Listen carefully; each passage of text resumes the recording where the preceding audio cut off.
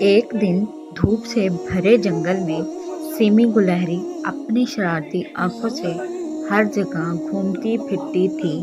اچانک ایک جھاڑی کے نیچے اسے ایک چمکتا ہوا سنہری اخروٹ ملا۔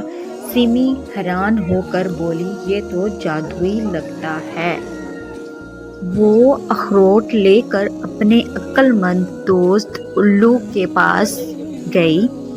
الو نے اخروٹ کو غور سے دیکھتے ہوئے کہا، یہ خوابوں کا درخت اگاتا ہے، اسے احتیاط سے بو دینا۔ سیمی نے نرمی سے اخروٹ کو زمین میں گاڑ دیا۔